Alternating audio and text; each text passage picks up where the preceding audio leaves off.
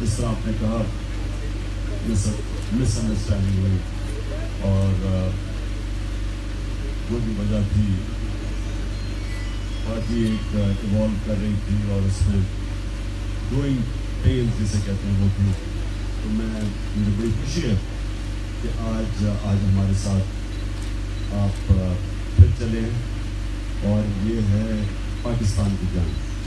تو اب ہمارے ساتھ یہ جو جہاد ہے اس ملک کو جو ہم کہتے ہیں قائد اعظم کا نیا پاکستان کا مطلب قائد اعظم کا پاکستان بنانا. اور قائد اعظم کے پاکستان کے جب آپ کہتے ہیں تو بھی آپ نے جو بات کی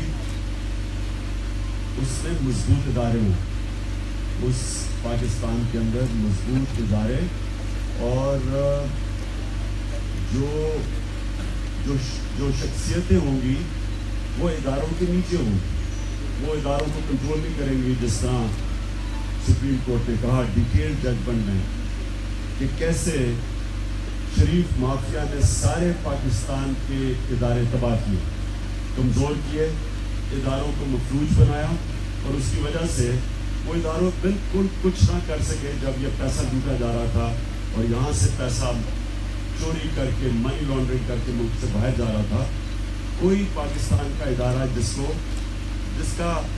جس کو یہ ہماری قوم اپنے ٹیکس کے پیسے سے جو ان کی تنخواہیں دیتی تھی, یہ کسی ادارے نے پاکستانی قوم کے ساتھ نہیں کھڑے رہے, بلکہ یہ جن کو ان اداروں نے پکڑنا تھا کرپٹ مافیا اس کے ساتھ کھڑے رہے. اور دوسری چیز جو آپ نے سرار صاحب کو بڑی امپورٹنٹ ہے کہ جو اب پاکستان کی پالیٹکس ہے وہ ایک نئی پالیٹکس بننے جا رہی ہے.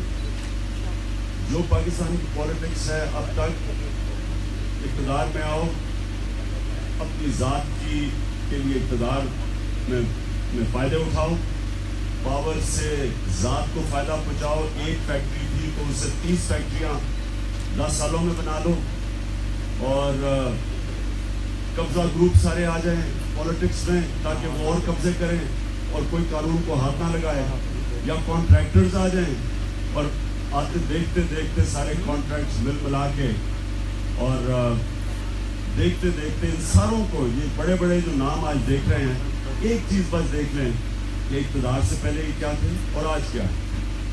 صرف ایک چیز دیکھ لیں کہ کتنا پیسہ تھا, کیا سیاست تھے ان کے اقتدار میں آنے سے پہلے اور آج کیا.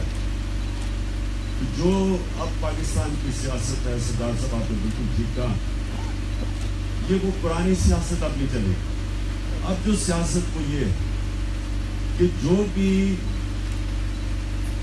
تحریک انصاف پہ اب شرکت کرے گا وہ اپنے لیے نہیں کھیلے گا, وہ اپنے ملک کے لیے کھیلے گا.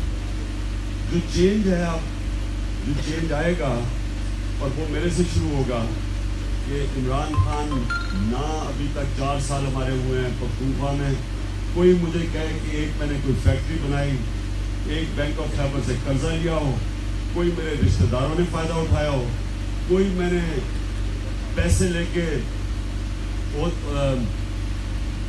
اپوائنٹمنٹس کی ہوں, کوئی مجھے ایک بتا دے, ساری چیزیں چھوڑے, ایک کلاس 4 کا نوکر بھی بتا دے کہ اگر میں نے 4 سال میں رکھوایا ہو, تو وہ جو میں کروں گا میں وہ ایکسپیکٹ کروں گا کہ ساری میری ٹیم بھی وہی کرے.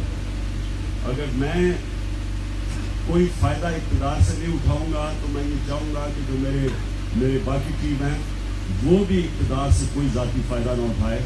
وقت آ گیا ہے کہ اب سیاست کو وہ نہ سمجھیں جو ساری قوم برا بھلا کہتی ہے سیاستدانوں کو.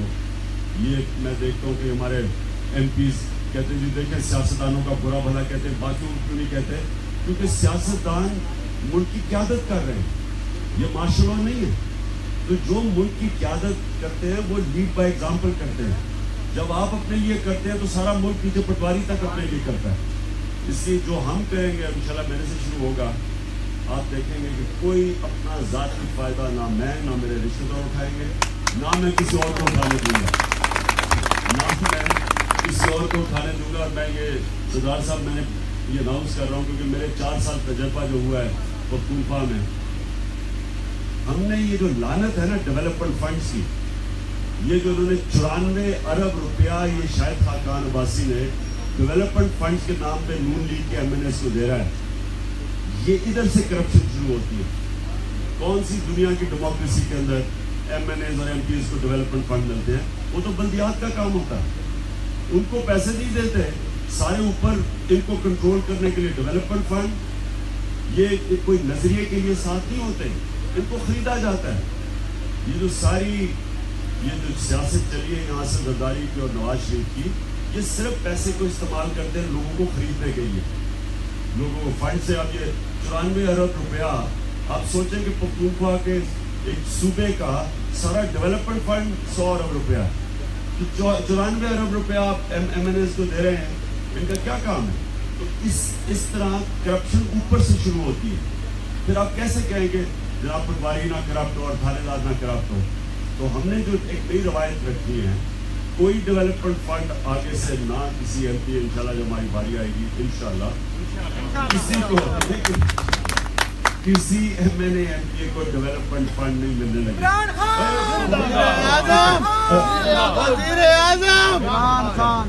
सारे डेवलपमेंट फंड जाएंगे नीचे। और एक सरदार साहब आपके लिए, जो अब मैंने तजर्बा आया लोकल गवर्नमेंट से, डायरेक्ट इलेक्शन करवाएंगे डिस्ट्रिक्ट नाज़िम पे, कोई इनडायरेक्ट इलेक्शन नहीं होगा।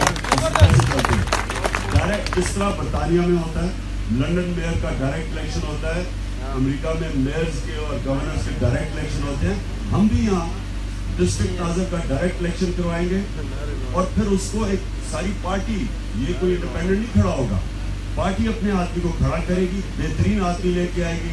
मसलन लाहौर का जो मेयर होगा वो बेहतरीन, सबसे जो समझता है एडमिनिस्ट्रेशन, उसको लेके आएंगे, वो अपनी टीम लेके आए ताकि वो लोगों की हालात बेहतर करे।